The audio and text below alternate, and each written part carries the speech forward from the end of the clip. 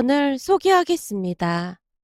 그 사건은 명절 음식을 만들던 어느 날 일어났습니다. 명절을 앞두고 새언니가 본가에 왔고 엄마가 반갑게 맞았어요. 왔니? 어서 와라. 저기 힘들까봐 내가 장은 다 봐놨다. 같이 봐도 되는데. 아니야. 매번 너 혼자 힘들잖니. 엄마가 새언니 눈치를 보고 있었는데요. 그도 그럴 수밖에 없었던 것이 새언니의 음식 솜씨가 어마어마했거든요. 새언니는 한식 요리사 자격증을 가지고 있을 정도로 요리에 소질이 있었습니다. 오빠와 새언니가 결혼을 하고 난 뒤 음식이 맛있어졌다며 아빠가 제일 좋아했어요. 새언니는 음식을 맛있게 할 뿐만 아니라 손이 워낙 빠른 편으로 모든 것을 뚝딱뚝딱 하곤 했습니다. 그 모습에 엄마가 놀라서 감탄까지 했으니까요. 세상에나 무슨 요술을 부리는 것도 아니고 어쩜 저리도 빨리 할 수가 있어. 뒤돌아보면 벌써 끝나 있네. 그동안 나 혼자 쇠가 빠져라 고생했는데 요즘은 아주 살맛이 난다니까.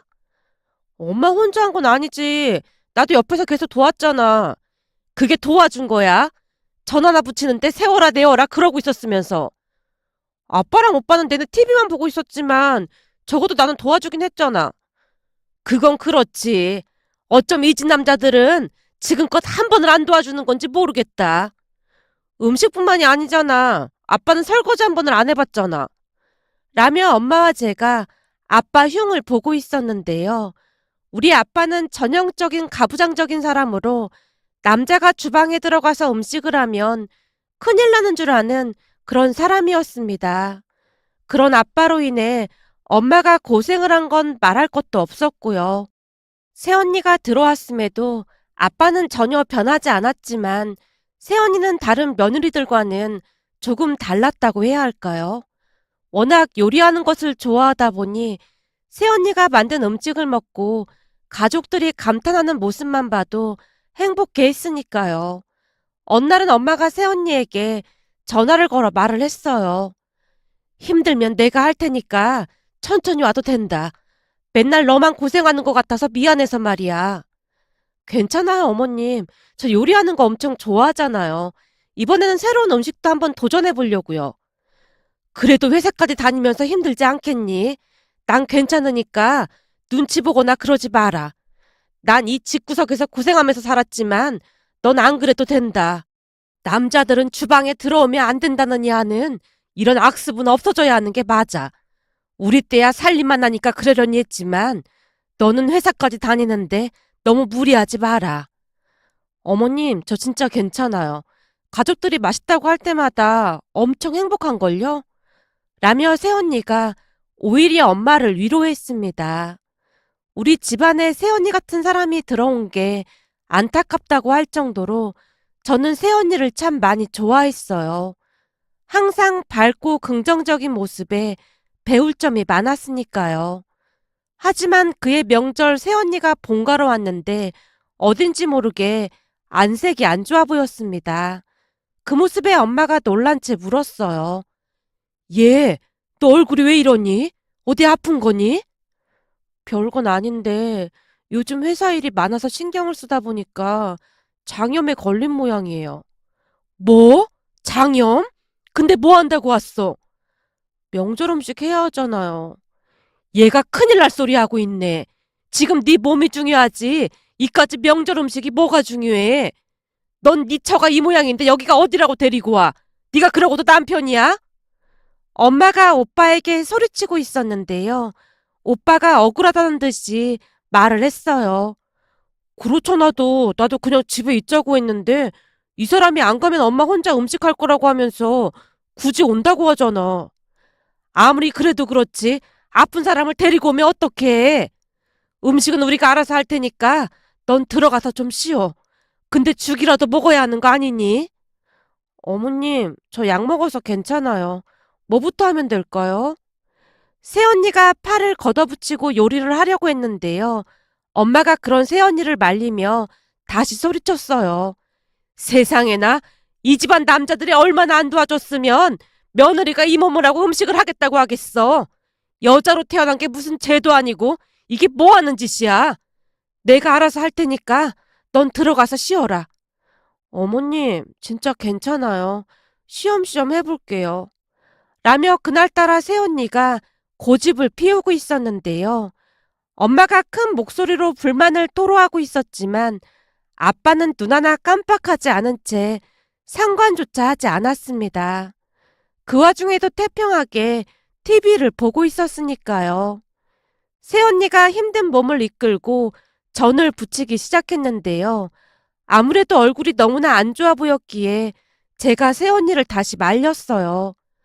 언니, 들어가서 좀 쉬세요. 얼굴이 너무 안 좋아 보여요. 아가씨가 옆에서 조금만 도와줄래요? 이거 어머님 혼자 하시려면 너무 힘들어서 안 돼요. 다른 며느리들 같았으면 우리 집 같은 시댁이면 안 온다고 난리를 쳤을 텐데 언니도 참 대단하네요. 아무리 생각해봐도 새언니를 이해할 수가 없었기에 제가 고개를 절레절레 흔들고 있었는데요. 오빠가 미안한 표정으로 쭈뼛쭈뼛 새언니 옆으로 오더니 조용히 말했어요. 여보, 내가 할 테니까 당신은 들어가서 좀 쉬어. 이러다가 큰일 나겠어. 그럼 옆에서 조수 역할을 해주던지. 알았어. 시키는 대로 할 테니까 시키기나 해. 새언니가 오빠에게 이것저것 시키기 시작했고 오빠가 열심히 전을 부치고 있었는데요. 소파에 앉아있던 아빠가 못마땅한 표정으로 오빠를 노려보고 있었습니다. 하지만 오빠는 아랑곳하지 않고 열심히 음식 만드는 것을 돕고 있었어요. 그렇게 우리는 열심히 음식을 만들고 있었고 아빠는 느긋하게 맥주까지 마시면서 TV를 보고 있었는데요. 잠시 후 음식을 만들던 새언니가 갑자기 휘청이는 것 같더니 그대로 쓰러지고 말았습니다. 그 모습에 오빠가 놀란 채 비명을 질러댔어요. 여보, 정신 차려봐. 여보, 어떡해.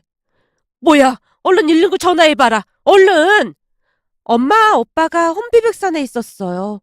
그동안 느긋하게 TV만 보고 있던 아빠도 사색이 된 채 안절부절 못한 채 급히 119에 전화를 했습니다. 결국 새언니는 구급차에 실려갔고 엄마가 눈물을 뚝뚝 흘리면서 만들고 있던 음식들을 발로 걷어차버렸어요. 산 사람이 더 중요하지. 이까짓 음식이 뭐가 중요해. 내가 이러다 한번 사다리 날 줄 알았어. 명절 때나 제사 때나 음식 한번 안 만들어 봤으니 얼마나 힘든지 알기나 하겠어. 저러다 며느리 잘못되면 어쩔 거야. 어쩔 거냐고. 병원으로 가는 내내 엄마가 아빠를 몰아붙이고 있었는데요. 저는 그날 처음으로 겁에 잔뜩 질린 아빠의 얼굴을 본 것 같았어요. 병원에서 의사가 말하길 장염의 스트레스로 탈진한 것 같다고 하면서 충분한 휴식을 취하면 좋아질 거라고 했습니다. 잠시 후 사돈어르신 두 분이 병원으로 뛰어오셨는데요. 아마도 오빠가 연락을 했던 모양이었어요. 안사돈 어르신이 혼비백산한 채 눈물만 흘리고 있었기에 아빠의 얼굴이 더욱 말이 아니었습니다. 마치 대역죄를 진 듯한 그런 표정이었다고 해야 할까요? 아빠가 안절부절 못한 채 어쩔 줄을 몰라 하고 있자 바깥 사돈 어르신이 조용히 말을 꺼냈어요. 며칠 전부터 몸이 안 좋다고 하길래 웬만하면 집에서 쉬라고 그렇게 말렸는데 사부인 혼자 음식을 해야 한다고 굳이 가더니 사달이 났네요. 죄송합니다. 뭐라 드릴 말씀이 없습니다. 아프면 쉴 것이지 왜 저렇게 고집을 피우는 건지 답답하네요. 바깥 사돈 어르신의 말에 아빠가 전곡을 찔린 채 안절부절 못하고 있었습니다. 아빠의 얼굴이 새하얗게 질려 있었거든요. 결국 그날 새언니는 병원에서 링거를 맞고 집으로 돌아갔고 우리끼리 음식을 만들기 시작했는데요. 가장 놀라운 일은 아빠가 처음으로 음식을 만들기 시작했습니다. 쭈뼛쭈뼛 주방으로 들어온 아빠가 뭐 할 일이 없나 이리저리 두리번거리다가는 주방 한켠에 자리를 잡고 음식을 만들었거든요. 아마도 바깥 사돈 어르신에게 전곡을 찔린 뒤 반성을 하는 듯해 보였어요. 하지만 그동안 새언니가 워낙 음식을 잘했던지라 모든 것이 엉망이 되었습니다.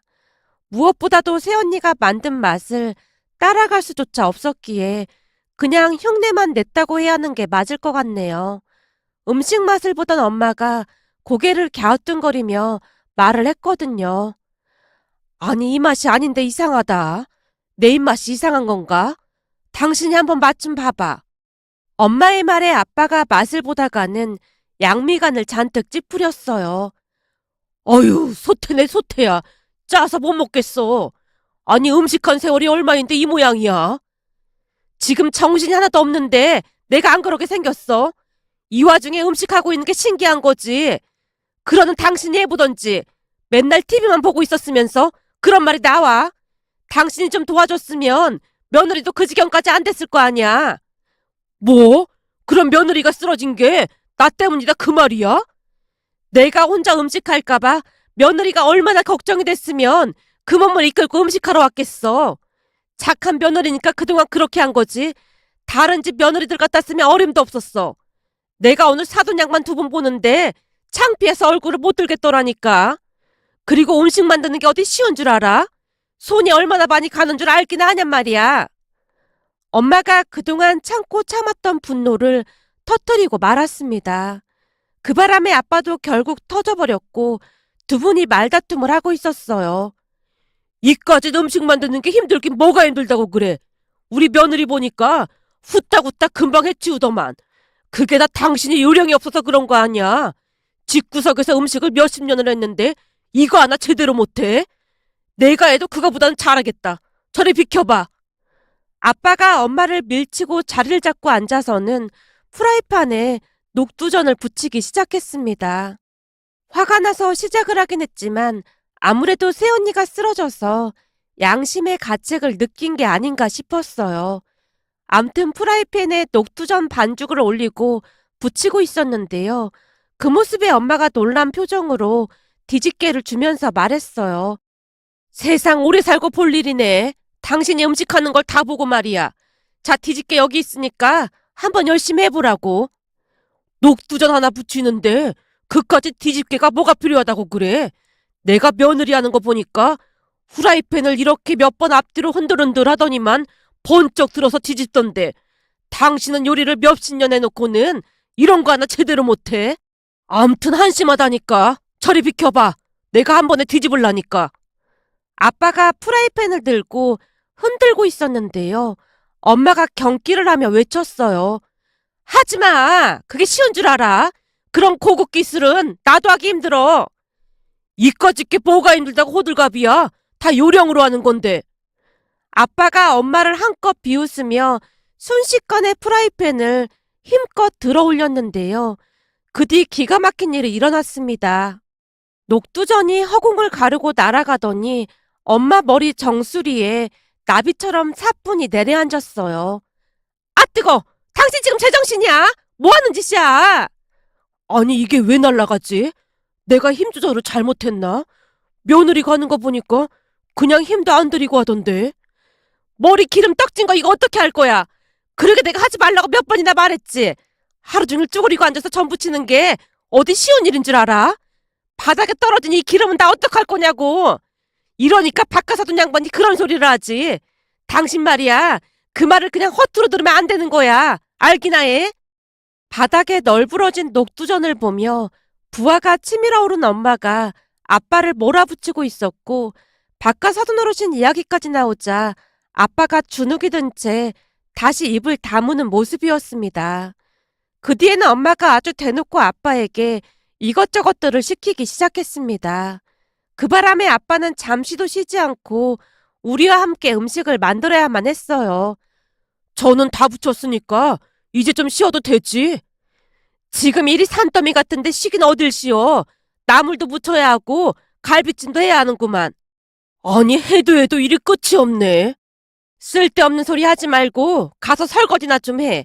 지금 다들 바쁜 거 안 보여? 그동안 내내 놀면서 받아먹기만 할 때는 몰랐지. 이 명절 한번 지내는 게 어디 보통 힘든 일인 줄 알아? 엄마의 말에 아빠가 고무장갑을 낀 채 설거지를 하고 있었습니다. 아마도 그날 고무장갑을 처음 껴본 게 아닌가 싶을 정도였는데요. 새언니로 인해 우리 집도 변화의 바람이 불어오고 있었다고 해야 할까요?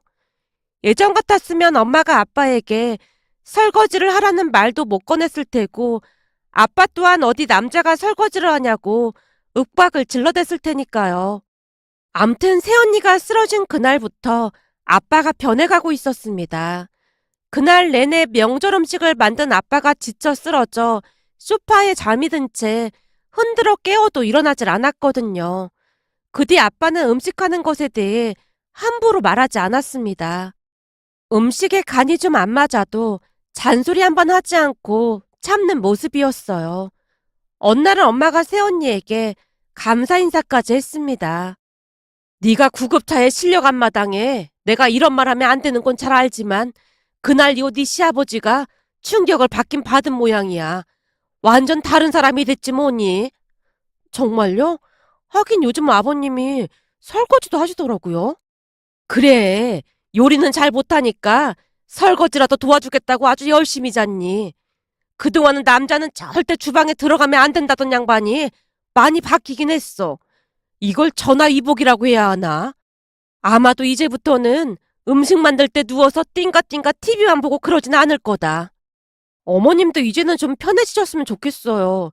어머님 혼자 바빠서 그러는 거 볼 때마다 마음이 안 좋았거든요.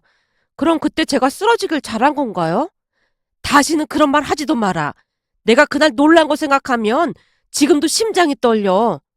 암튼 너한테는 항상 고맙구나.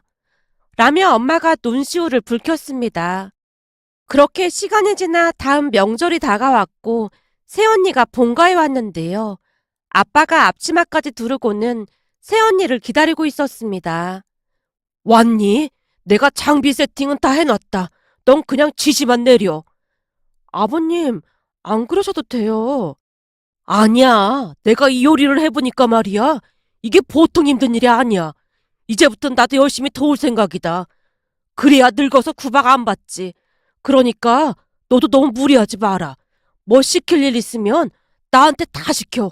내가 한번 해봐서 이젠 좀 손에 익었다.